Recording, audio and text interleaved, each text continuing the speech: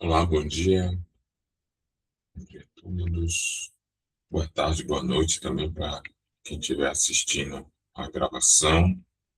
Depois, vamos dar continuidade ao estudo, né, dessa obra, Fundamentos da Clínica Psicanalítica. Estamos no texto, vamos começar, na verdade, o texto Psicanálise Selvagem hoje. Desde já, peço as devidas desculpas se tivermos alguma interrupção aqui na narrativa. Estou acometido por uma virose, minha garganta está bem afetada, estou vivendo à base de pastilhas, mas espero que corra bem aqui a leitura. Vamos na página 55, eu salvei 45 na mídia. Mas vamos lá. Sobre Psicanálise Selvagem, é um texto de 1910, né? Antes de começarmos a leitura, aqueles breves comentários. Em 1910, a gente já está com a psicanálise propriamente dita em torno de uns 10 anos, né? Já fazem aí 10, 11 anos do lançamento da interpretação dos sonhos, que para Freud é o texto fundador. Hoje, para os nossos estudos, né, atuais, voltando, lendo as obras completas de Freud, lendo as obras incompletas de Freud, as cartas, etc., aí a psicanálise já vai ter um pouco mais de tempo, porque aquilo que fundamenta a construção da psicanálise ou a descoberta da psicanálise como um método terapêutico, ele começa a ser estruturado antes de 1895, né, antes da publicação de Estudos sobre Histeria de Freud com Breuer. Claro que Freud, naquele momento, ainda não chamava de psicanálise, mas a gente observa já os ensaios. Então, passa-se a considerar aí alguns textos primeiros, né, de Freud como pré-psicanalíticos, porque eles, em certa medida, já fundamentam o que vai ser o pensamento propriamente dito da psicanálise freudiana logo em seguida. Então, é uma psicanálise de 15 anos, vamos dizer assim, né? 15 anos de psicanálise no momento de publicação desse texto. Já é uma psicanálise debutante, né? Uma psicanálise que já tem um certo tempo, já, já há uma certa procura por Freud em diversos contextos, né, de acadêmicos, né, de outros países, há uma certa disseminação da psicanálise por outros países. O Freud, aqui em 1910, já tinha ido aos Estados Unidos, em 1909, né, então já tinha feito as primeiras conferências nos Estados Unidos. Então, é uma psicanálise que está, em certa medida, disseminada. Isso faz com que, né, a psicanálise comece a alcançar espaços eh, inimagináveis, digamos assim, né, ou fora da bolha psicanalítica. Então, Freud vai escrever esse texto, né, orientando, né, a prática psicanalítica, dizendo como, quando, onde deve se praticar psicanálise, onde não se deve praticar psicanálise, né? Que tipo de psicanálise deve ser praticado. Então, é mais ou menos nesse contexto em que se dá esse texto. É um texto de uma natureza, em certa medida, semelhante à análise leiga. Né? Mas vamos à leitura do texto para a gente poder compreender melhor.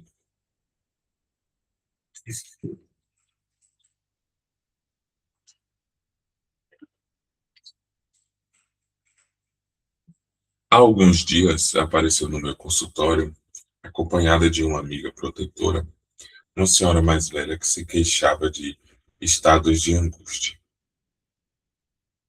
Com seus 40 e tantos anos, bastante bem conservada, mas ao que parecia não havia ainda fechado o ciclo de sua feminilidade. O motivo da irrupção daqueles estados tinha sido o divórcio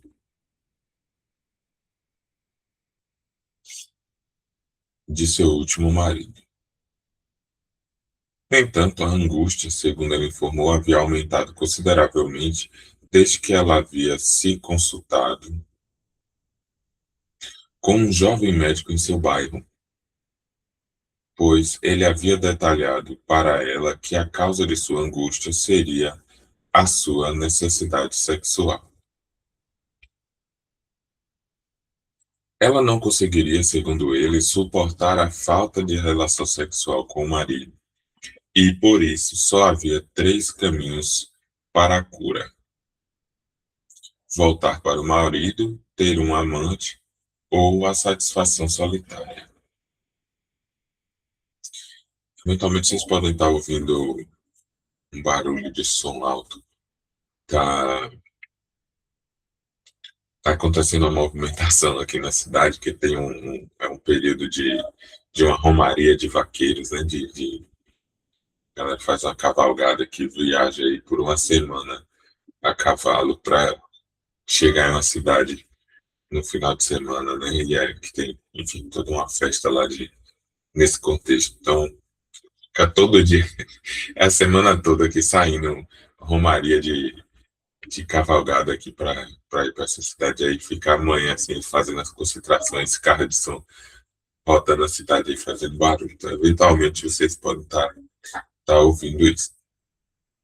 Um outro parênteses aqui. Vamos lembrar do que era histeria. A histeria não é uma doença inventada na psicanálise, né? Assim, um diagnóstico inventado na psicanálise.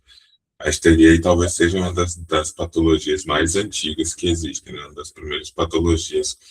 E a histeria era uma doença, a princípio, diagnosticada apenas para mulheres, porque histeria, né, vem a palavra histeris, se eu não me engano, é histeris ou histérias, uma coisa assim, a palavra original grega, que em uma tradução aí livre poderia ser útero, né? Então seria a histeria seria a doença do útero, né? Que acomete o útero. Só quem tem útero é mulher. No caso dessa histeria, né? Essa mulher tá histérica, né? Tá nervosa, todo esse contexto assim um pouco pejorativo da palavra, ela designa, principalmente nessa época aí, designava uma ausência de atividade sexual. Então, esse contexto de construção da psicanálise, historicamente, ele se aproxima de um período de guerras na Europa, né? Existiam várias guerras ali no final do século XIX, para o início do século XX, e logo depois também vai ter a Primeira Grande Guerra Mundial, né? Em 1914.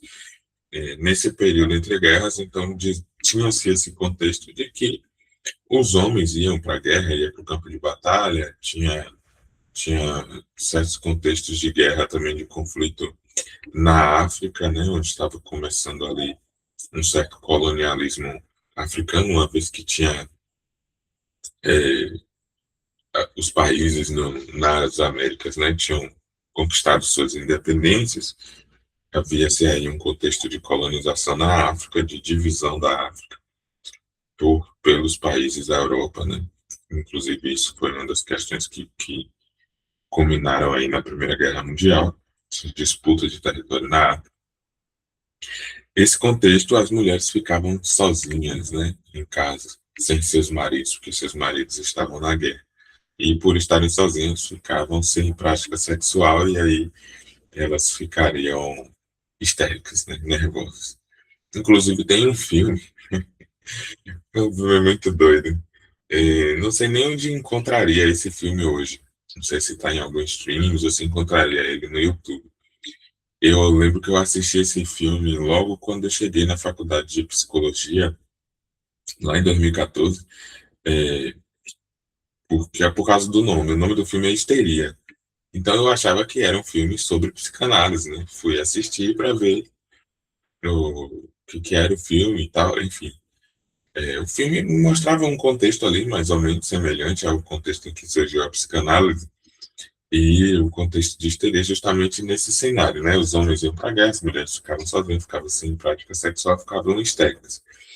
E aí os médicos faziam sessões de masturbação nas mulheres, né? Então, o que essa satisfação solitária que está aqui, né, seria a recomendação da prática de masturbação. E aí, os médicos faziam essas sessões, então as mulheres, pelo menos retratava o filme dessa forma, né? As mulheres iam para uma consulta e se prostavam lá, é, tal qual em uma consulta ginecológica, e nesse contexto os médicos, né, iam lá e ficavam masturbando as mulheres para que elas tivessem satisfação sexual e reduzisse o quadro de histeria. E a sátira do filme é que um desses médicos que está ali como um principal, personagem principal, ele acaba desenvolvendo uma espécie de ler, né? Por um exemplo, se fosse repetitivo, por ter seu consultório cheio todos os dias, tá tendo uma epidemia de histeria naquele momento. E aí ele tem um amigo que é um inventor, né? Ele inventa certos aparelhos, né? Tá ali também no contexto de descoberta da eletricidade, né? Então existiam algumas pessoas que se dedicavam a inventar aparelhos elétricos, etc. E aí quando esse médico vai na casa desse amigo, ele tá lá é, inventando um espanador de pó elétrico para ajudar as domésticas, né, as pessoas em casa, a fazer a limpeza da casa. E na hora que ele pega esse aparelho, o espanador de pó, ele tem uma certa vibração, ele encosta na mão e tem um certo alívio, né? Funciona como um massageador. Ele tem um alívio daquela lesão que ele está na mão ali por causa né, oferecer os serviços médicos de masturbação de mulheres, né? Chega até a ser bizarro isso. No que ele está ali fazendo isso, ele tem uma espécie de eureka, né? Um insight, assim, tipo, ele pensa, né, na ideia, supõe a ideia de utilizar aquilo para fazer a, a, a prática masturbatória, né? E aí, nesse contexto, o filme que, pelo nome, parecia que falaria alguma coisa de psicanálise, o filme vai falar da invenção do vibrador. Então é um filme bem hilário, assim, por causa disso, né? Mas, fora toda a comicidade, não sei nem se essa palavra existe, né? Todo o contexto cômico do filme, ele retrata um pouco de como era vista a histeria, né? Antes, inclusive, da psicanálise, antes desse estudo psicanalítico. E também dos outros estudos, né? Do método catártico, da terapia de Breuer, da terapia de Janet, né, que eram pesquisadores da histeria. E um dos motivos de rompimento de algumas pessoas com Freud era o fator da sexualidade na construção teórica da psicanálise.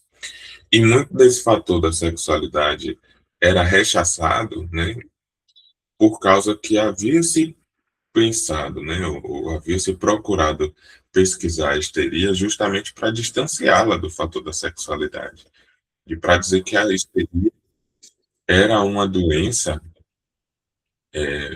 psicológica e não uma doença, como é que se diz?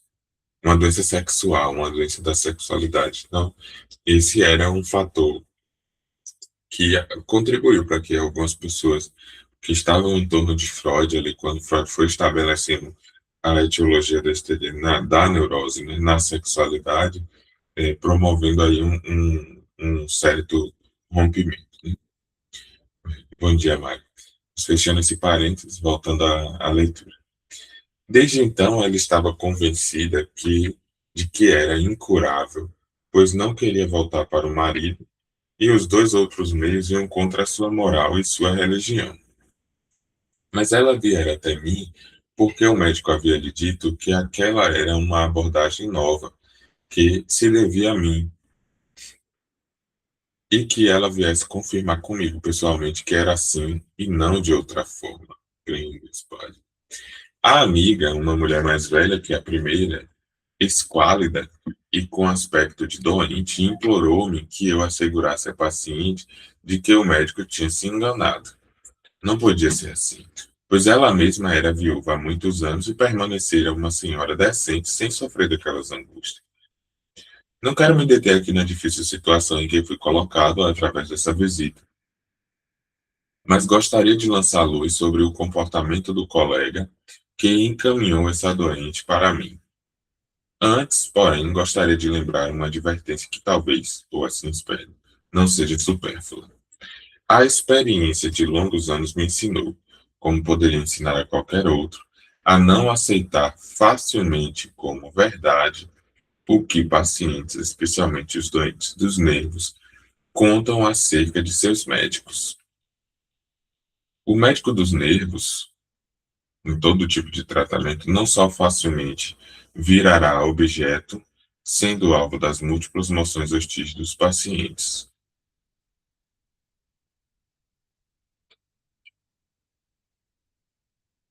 Às vezes ele precisará assumir a responsabilidade pelos desejos secretos recalcados dos doentes de nervos através de uma espécie de projeção.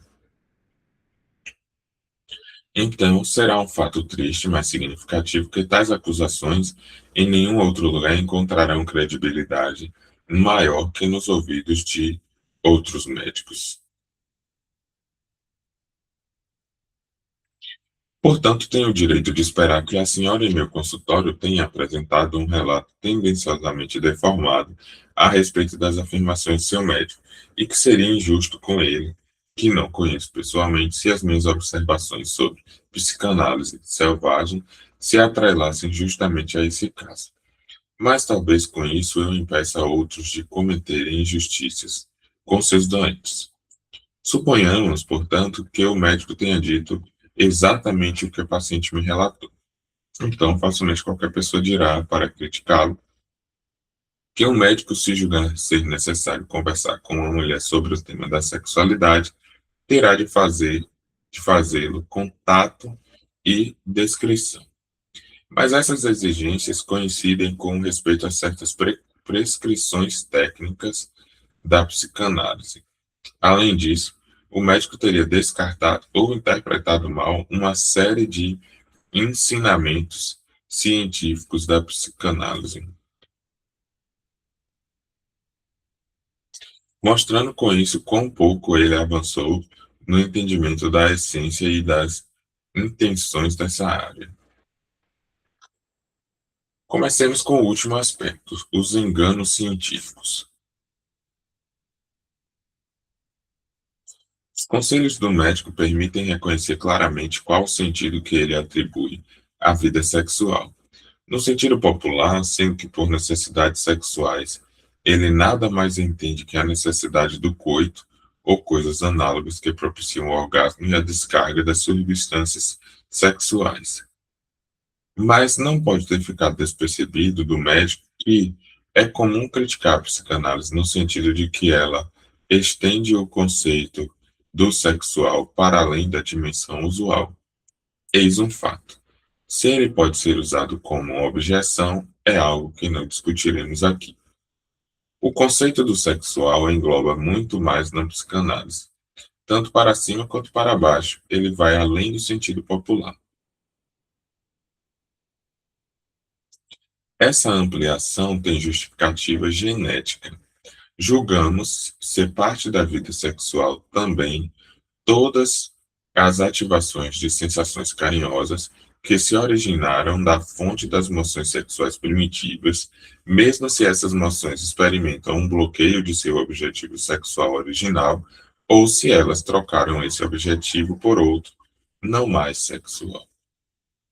Por isso, também preferimos falar em psicossexualidade, enfatizando que não se deve esquecer nem subestimar o fator anímico da vida sexual. Utilizamos a palavra sexualidade no mesmo sentido amplo em que na língua alemã se usa a palavra amar. Também já sabemos,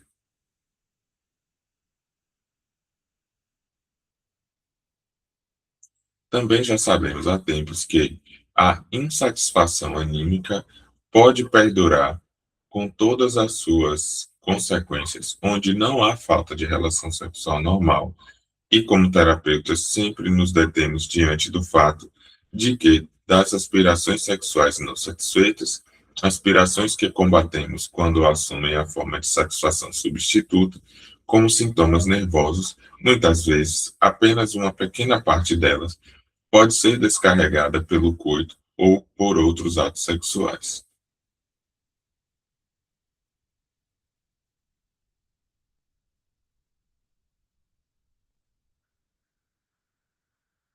Fazer uns grifos aqui nesse.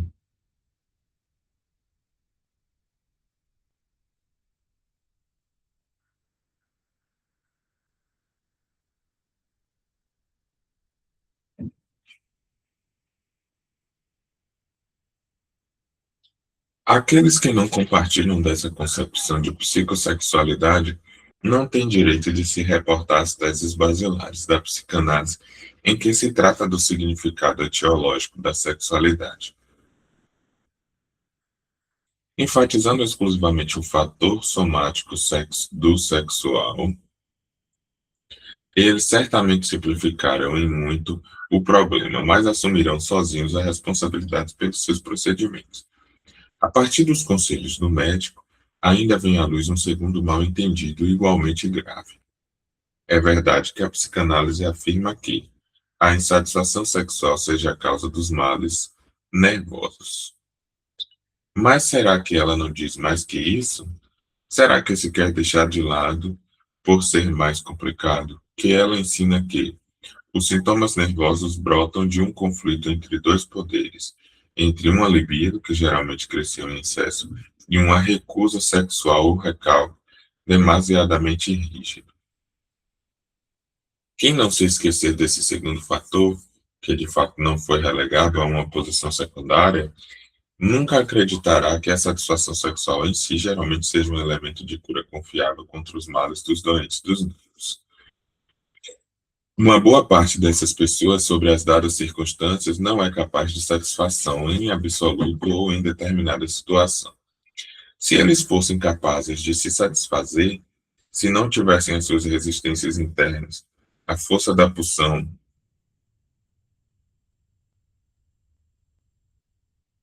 a força da pulsão lhe apontaria o caminho para a satisfação, mesmo se o médico não lhes aconselhasse isso. Qual então o sentido de um conselho como aquele que o médico supostamente deu àquela senhora? Mesmo sendo cientificamente justificável, é inexequível para ela. Se ela não tivesse resistências internas contra o onanismo ou contra uma relação amorosa, há muito ela já teria recorrido a esses meios.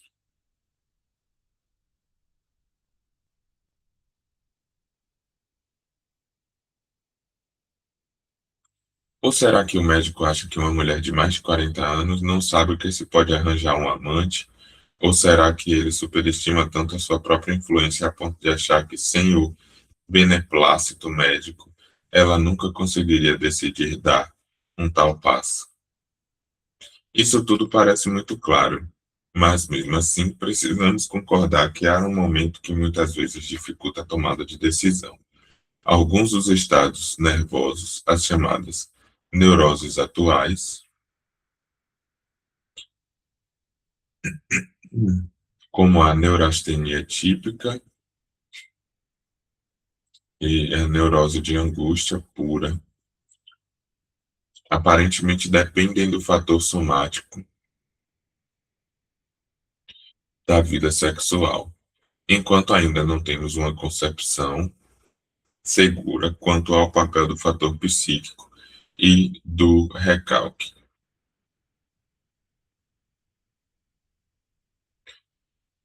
Em casos desse tipo, é praticamente obrigatório que para o médico, é praticamente obrigatório para o médico ter em vista uma terapia atual, uma modificação da atividade sexual somática, e ele o fará com toda razão, se o seu diagnóstico tiver sido correto.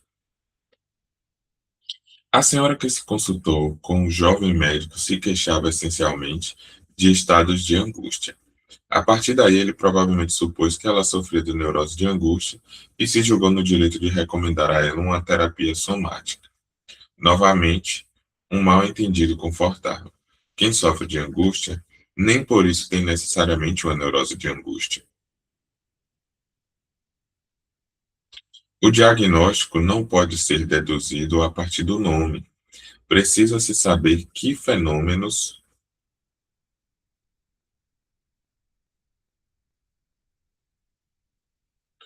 Precisa-se saber que fenômenos caracterizam uma neurose de angústia para distingui-los de outros estados de doença também manifestados pela angústia. Tenho a impressão de que a senhora em questão sofria de uma histeria de angústia. E todo o valor completamente suficiente de tais diferenciações nosográficas reside no fato de apontar para outra etiologia e outra terapia. Quem tivesse considerado a possibilidade de tal histeria de angústia não teria sucumbido ao esquecimento dos fatores psíquicos, tal como fica evidente nos conselhos alternativos do médico. Curiosamente, nessa alternativa terapêutica do suposto psicanalítica não sobra espaço para a psicanálise. Essa mulher, segundo ele, só se curaria de sua angústia se voltasse para o marido ou se satisfizesse pelo onanismo ou com um amante. E em que momento entraria o tratamento analítico, no qual vislumbramos o principal recurso no caso de estados de angústia? Chegamos assim aos erros técnicos que conhecemos no procedimento do médico no caso referido.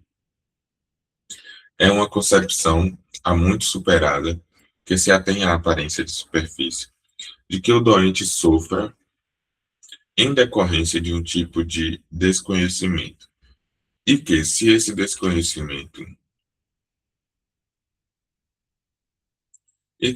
desconhecimento for suspenso através da comunicação sobre as relações entre as causas de sua doença e sua vida, e sua vivência de infância, etc., ele será curado.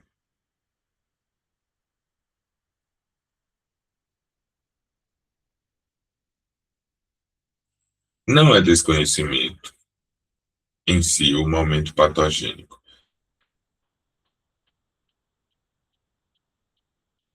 mas a fundamentação do desconhecimento em resistências internas que primeiro evocaram o desconhecimento e ainda agora o sustentam. Não,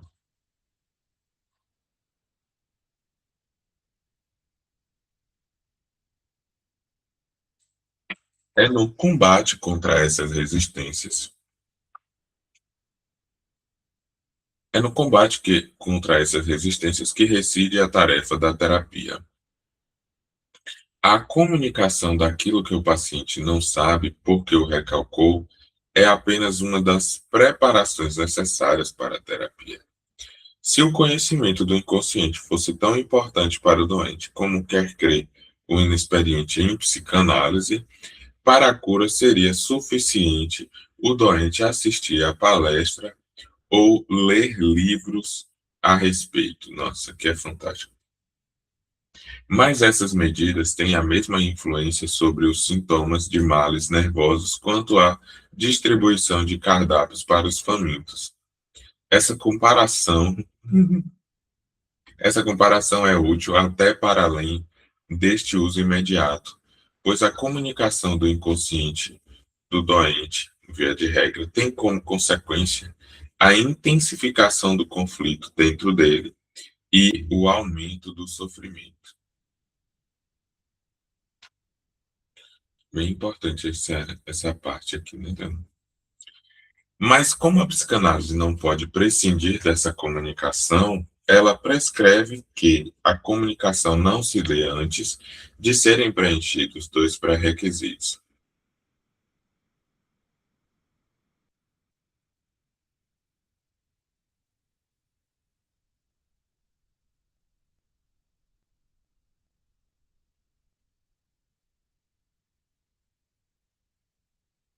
Primeiro, até que o doente se aproxime ele próprio do recalcado com preparação adequada. E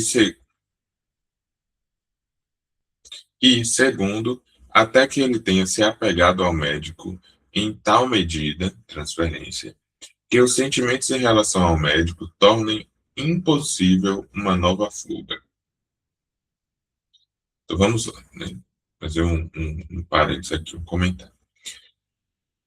Freud está aproveitando determinado contexto para situar o campo da psicanálise, o campo de descoberta da psicanálise. Ele primeiro demarca a cientificidade da psicanálise, né? Vamos voltar aqui que ele marcou, né? Prescrições técnicas da psicanálise.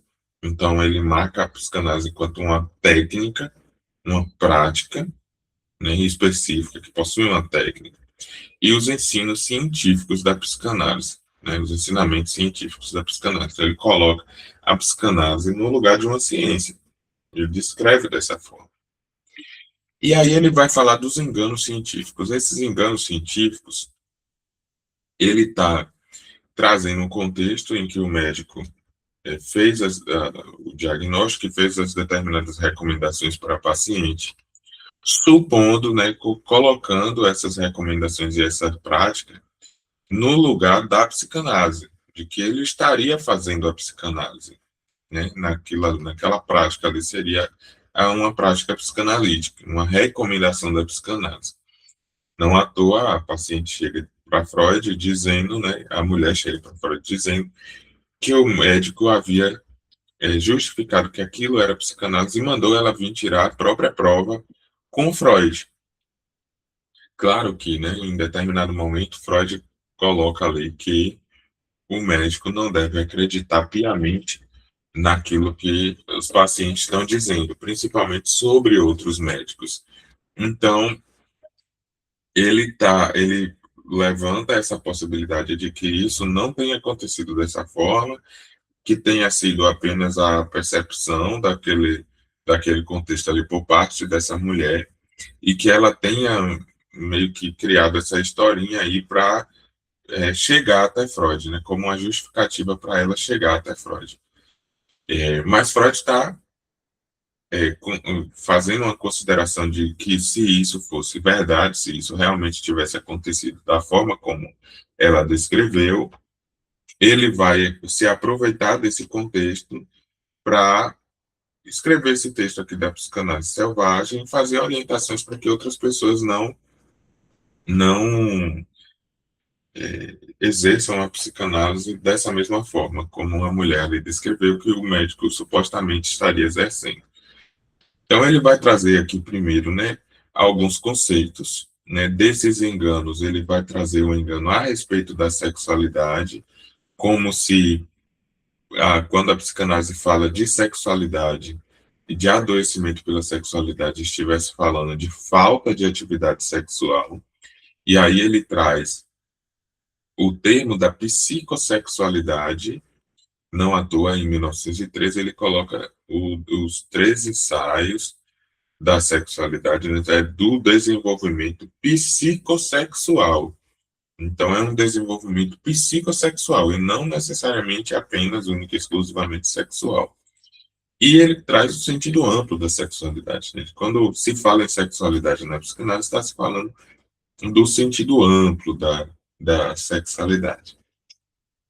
Claro que possa ser que o adoecimento de uma pessoa em específico, né, de um paciente em específico, seja eventualmente a falta de atividade sexual, né? Mas isso não é regra, não é uma coisa que vai servir para todos os outros pacientes.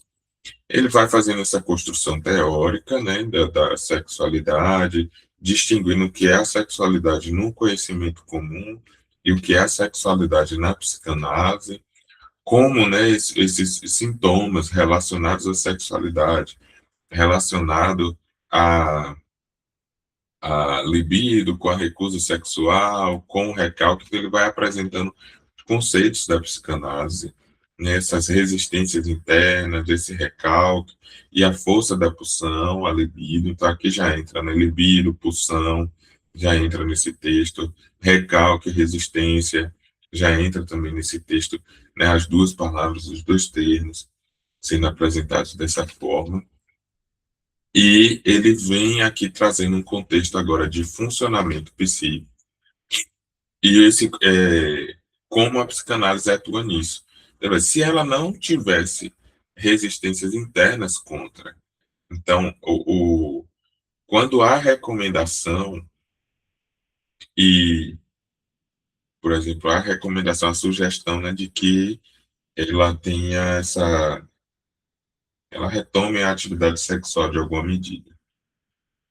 O que ela demonstra ali para um suposto tratamento psicanalítico é uma resistência. O médico teria feito uma intervenção, né, uma sugestão, que seria uma intervenção, uma sugestão equivocada do ponto de vista da técnica psicanalítica de tratamento. Contudo, ele teria feito isso, né? Então, o médico fez, está feito. Se fez, está feito. Pensando-se aí no contexto de supervisão do caso, né, de manejo do caso, seria necessário observar os efeitos disso. Então, os efeitos disso, a princípio, teria sido a saída do tratamento, porque a paciente rechaçou isso e foi procurar um outro analista. Então, esse rechaço, né, que ela fez de não aderir à sugestão ali do paciente, se fosse eventualmente um contexto onde essa paciente estivesse já em muito envolvimento transferencial nessa relação terapêutica, ela provavelmente poderia acatar a sugestão do médico, poderia ter dado muito ruim, aí aqui eu estou trabalhando só com suposições, né?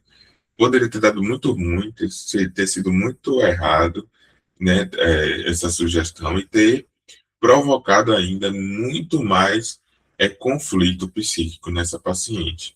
E aí teria que se manejar esse caso também, né, se eventualmente ele fosse possível de ser recuperado, assim, em termos de tratamento. Talvez a melhor saída diante de um contexto desse realmente seria o encaminhamento para que o tratamento fosse feito com outro profissional da psicanálise. Mas o ponto-chave aí em torno seriam essas resistências que ela apresentaria para o onanismo, né, ou seja, a masturbação, e ou para a procura de outro parceiro sexual. Então, isso enquanto resistência, que aparece enquanto resistência. Né? Não é o que ela coloca, no que ela descreveu para Freud, ela coloca de que isso não seria possível ou não seria aceitável para ela por causa dos valores morais dela e da religião que ela tem. Então, aí diz, numa leitura lacaniana, né, do lugar de fala desse sujeito constituído, né, com essas relações. Então, nesse momento, Freud vai construindo uma distinção diagnóstica. Então, ele supõe aí que é, a falta de atividade sexual geraria uma neurose de angústia, né? E que o fato dela ter chegado para esse médico dizendo que estava sentindo uma angústia, ele considerou que seria uma neurose de angústia. E aí Freud já traz um primeiro alerta, né? Que não é porque sofre de angústia que sofre de neurose de angústia. E vamos lembrar também de que aqui o texto, né, está em 1910. Em 1910, tudo isso era pesquisado. Ainda não existia assim tão estabelecida neurose, psicose e perversão, neurose histérica e obsessiva, né? Psicose, esquizofrenia e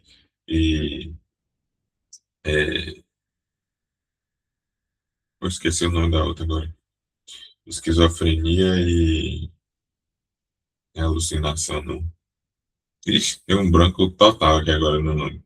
Enfim, não existia toda essa separação nosográfica que a gente tem hoje. Então, existiam muito mais psiconeuroses. Não à toa eram tantas, assim, eram várias, que Freud chamava de psiconeuroses, porque eram muitas para ele falar todas, né? Então tinha neurastenia típica, atípica, neurose de angústia pura, enfim, histeria histérica, fobia, neurose fóbica, tinha um bocado de coisa.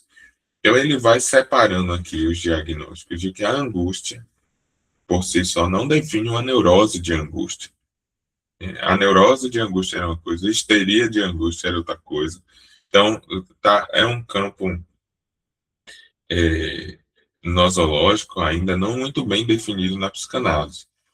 Esse estudo a gente havia começado a fazer, né, no ano passado, com aquele texto, o livro da capa azul, dessa edição da Autêntica, né, o Neurose, Psicose, Neurose, Perversão e Psicose. Foi Neurose, Psicose e Perversão, alguma coisa assim, onde ele vai mostrando como a psicanálise vai construindo, né, esse, esse o esquema nosográfico da psicanálise. Nesse ponto que ele vai fazendo toda essa organização do campo da psicanálise, né, ele vai falando também da técnica psicanalítica aqui, que é onde eu cheguei para abrir aqui o parênteses, né? É, ele fala da comunicação, então, essa comunicação, onde ele falou aqui, né, uma concepção muito superada, que se atém à aparência de superfície que o doente sofre em decorrência de um tipo de desconhecimento, que se esse desconhecimento for suspenso através da comunicação, ele é curado. Ou seja, se aquilo que o médico sabe for dito ao paciente, ele vai tomar conhecimento disso e ele vai ficar curado. Ou seja, buscando autoconhecimento na terapia psicanalítica. Estou buscando autoconhecimento, estou me conhecendo melhor. Então, essa comunicação que o médico vai fazendo, né, eu estou usando o termo bem de Freud, né, médico, né, o psicanalista vai fazendo essa comunicação para o paciente e ele vai ficando melhor. Isso é um engano, é um equívoco. Muitos pacientes que chegam na nossa clínica hoje, né, nos tempos de hoje, e que vem dessa cultura também de faça terapia, busque autoconhecimento, todo mundo tem que fazer terapia, terapia é bom para todo mundo, não sei o quê. Aí as pessoas vão para alguma terapia, e qual que é a melhor terapia, então? Aí o povo vai para a psicanálise. Ele chega na psicanálise para auto se conhecer, para não sei o quê, aí supõe que o psicanalista sabe muito sobre aquela pessoa, né? Vai saber tudo. A pessoa começa a falar, o psicanalista, nossa, o psicanalista ali é o estudioso, é alguém que se ocupa disso, então ele sabe por que, que eu sou assim, ele sabe por que, que eu sou doido, por que, que eu sou maluco, por que, que eu tenho essas maluquices, por que, que eu sempre faço essas coisas. O psicanalista sabe disso. Então, na hora que ele me disser, eu vou saber disso também, e aí eu vou me haver melhor com isso, porque agora eu vou estar sabendo. Né? Então, sabendo, pelo menos sabendo o que é, eu posso inventar alguma coisa aí para fazer com isso. Aí tem duas coisas que acontecem aqui, né? Ou o psicanalista, de fato, acha que sabe alguma coisa e age como se soubesse, como se estivesse fazendo esse esclarecimento para o paciente ou a paciente, e aí isso é um equívoco. Vai dar merda, vai dar merda, vai dar merda, vai dar merda, como diz a musiquinha. Ou o psicanalista está fazendo a psicanálise ali dele, não, talvez não com muita pedagogia, então ele está fazendo a psicanálise como se a pessoa tivesse sabendo, né, o que era a psicanálise, mas acontece de que essa pessoa tem tanta expectativa de que o psicanalista sabe a verdade sobre ela e aquilo que ele está dizendo é a verdade sobre ela, que ela toma tudo que o psicanalista diz como se fosse a verdade sobre ela, ou seja, como se fosse um esclarecimento. E aí tem uma hora que isso não funciona. No começo do tratamento, isso funciona em certa medida. Funciona em que sentido, né? A relação vai se estabelecendo, o psicanalista vai fazendo as suas intervenções, etc. E o paciente ali, o analisante, vai tomando aquilo como esclarecimento. Então, ele acha o paciente ali vai começando a achar que ele está se autoconhecendo, se autodescobrindo através do processo de análise. Só que como o psicanalista vai conduzindo esse percurso para uma entrada em análise, ou seja, o que é uma entrada em análise, né? Uma entrada em análise é fazer um movimento, aqui na leitura lacaniana, de um giro discursivo. Então, às vezes, um paciente chega em um discurso estericizado já, né? Um discurso dentro de um discurso da histérica. Às vezes, está ainda num discurso do mestre. E aí precisa fazer duas voltas, né? Caminhando aqui com a teoria dos discursos de Lacan. Nos que precisa se fazer duas voltas, que está nesse discurso do mestre, é que geralmente está estabelecida essa relação tão peculiar, né, de necessidade de sugestão, etc.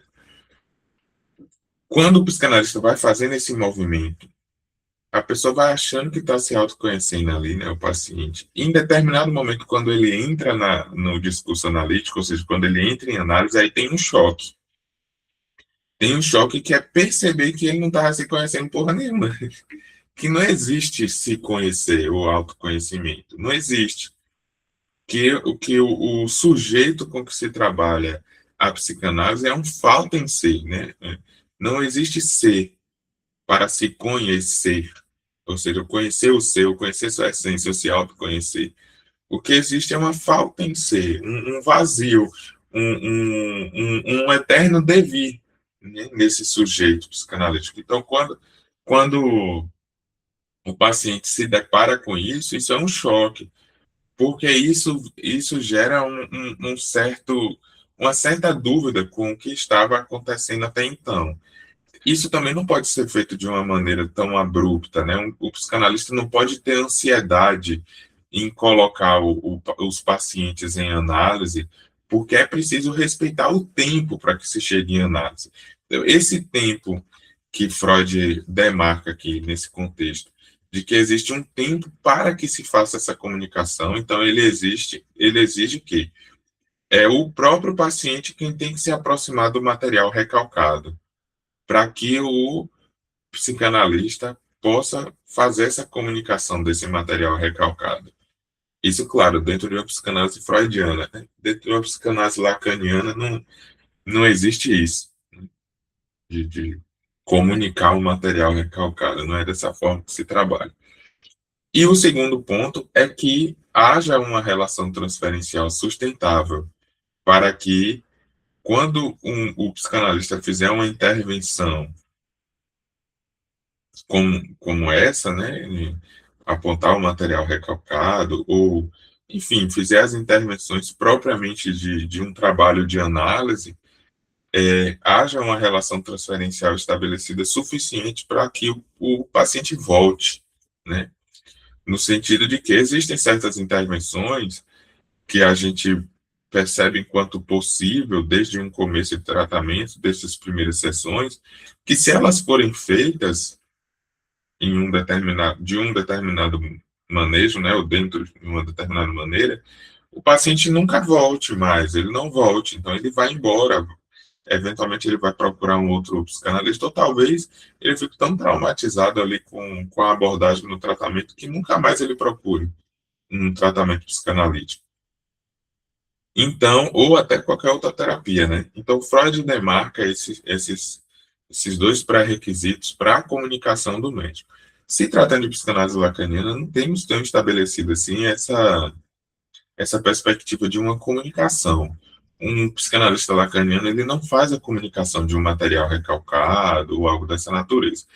O máximo na intervenção assim que se aproxime de uma certa comunicação é porque o psicanalista lacaniano ele vai minimamente selecionar os significantes e colocar esse sujeito em questão diante desses significantes para marcar uma posição de sujeito, ou seja, uma posição discursiva. Esse sujeito aparece no intervalo entre dois significantes, ou seja, esses dois significantes, um para o outro, representa esse sujeito. Então, um significante é aquilo que representa um sujeito para outro significante. Então, nessa seleção, a comunicação que é feita é desses significantes. Eventualmente, um psicanalista lacaniano vai selecionar um ponto, dois significantes que foram ditos na sessão, ou um significante dito na sessão com relação a um significante dito em outra sessão. Então, isso vai ser a comunicação do psicanalista lacaniano. Mas ele não chega a ser, assim, uma comunicação de um material propriamente recalcado, né? Isso aí é uma comunicação freudiana. Mas é bem interessante como o texto aqui ele vai tomando esse contexto de ser um escrito técnico, praticamente, né? Porque tanto ele vai apresentando o que é a psicanálise, né, alguns conceitos da psicanálise, como ele vai apresentando também as recomendações da prática da psicanálise, né? Como essa psicanálise deva ser praticada. Eu vou avançar um pouquinho aqui, eu ia parar a leitura, mas como só falta isso aqui, a gente conclui a leitura desse texto logo agora aqui. Só com o preenchimento desses pré-requisitos será possível reconhecer e dominar as resistências que levaram ao recalque e ao desconhecimento. Uma intervenção psicanalítica, portanto, certamente pressupõe um contato mais prolongado com o doente e tentativas de, logo na primeira sessão, atropelá-lo com a comunicação abrupta de seus segredos adivinhados pelo médico são tecnicamente condenáveis e geralmente colhem como resultado uma inimizade profunda por parte do doente em relação ao médico, cortando todas as possíveis influências futuras. Acrescente-se a isso que às vezes damos conselhos errados e nunca somos capazes de adivinhar tudo. Através dessas determinações técnicas específicas, a psicanálise substitui a exigência do tato médico inapreensível, tido como um talento especial. Portanto, não é suficiente para o médico conhecer alguns dos resultados da psicanálise.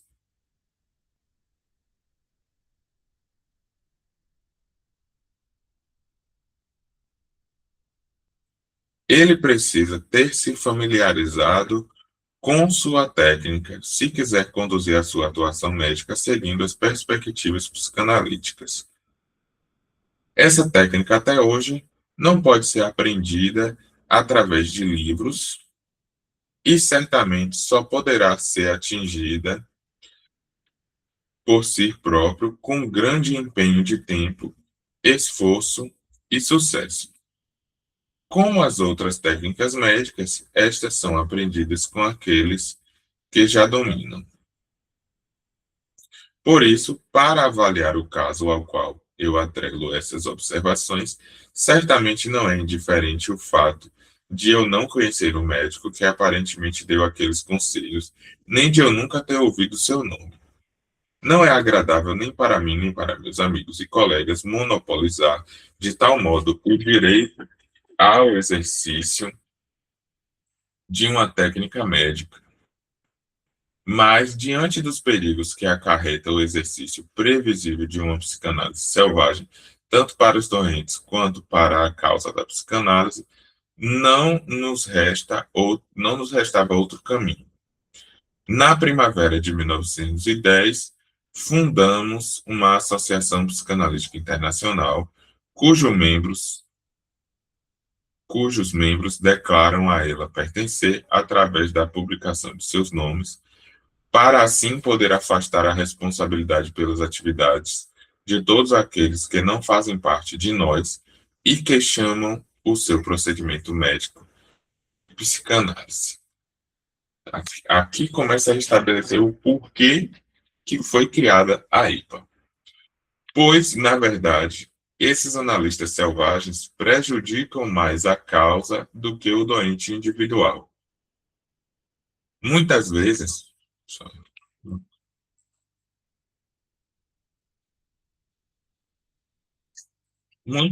presenciei que um procedimento desastrado desse tipo, que no início provocou uma piora no estado do doente, no final, mesmo assim, acabou sendo suficiente para sua cura.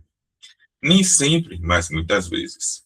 Depois de ter reclamado por muito tempo do médico, sabendo-se distante o suficiente de sua influência exercida, os sintomas do doente começam a diminuir, ou então ele decide dar um passo no caminho de sua cura. A melhora definitiva, depois, surge por si só, ou então é atribuída ao tratamento altamente indiferente de um médico ao qual o doente se dirigiu posteriormente. No caso da senhora cuja reclamação contra o médico ouvimos, quero crer que, afinal, o psicanalista selvagem acabou por fazer mais pela sua paciente do que qualquer autoridade altamente aclamada, que teria dito a ela que o seu problema era uma neurose vasomotora. Ele direcionou a força, o olhar da paciente para o real motivo de seu sofrimento. E essa intervenção, apesar de toda a resistência da paciente, não deixará de ter consequências favoráveis. Mas ele prejudicou a si próprio e ajudou a reforçar os preconceitos que surgem em decorrência de compreensíveis resistências de afeto no doente contra a atividade do psicanalista. E isso pode ser evitado. Então, no final, o texto ele toma esse tom, né, de explicar o porquê a IVA foi criada um ano antes, né? Na verdade, ele colocou a lei como um primavera de 1910, mas ela começou a ser criada em 1909, né, com a ida lá no Congresso, não, as conferências lá nos Estados Unidos, e aí, se eu não me engano, foi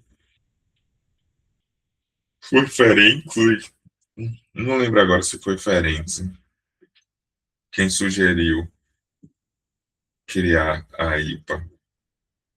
E aí, enfim, ela levou esse processo de criação e foi criado na primavera de 1910. Vamos ver essas notas aqui. Nem sempre é fácil distinguir questões técnicas e questões éticas postas pela prática analítica. Este artigo é um belo exemplo dessa fronteira, nem sempre tão nítida, redigido em um momento em que a prática e as teorias freudianas começam a se difundir para além do círculo restrito dos discípulos. O artigo pretende repor algumas diretrizes fundamentais da interpretação analítica, a partir de um caso de interpretação selvagem de um sintoma, proferida por um médico que, de maneira descuidada, havia se apropriado de uma versão vulgar de ideias psicanalíticas. Publicado no ano de fundação da International Psychoanalytic Verein IPV, né, que um quarto de século mais tarde seria convertida à Associação Internacional de Psicanálise, e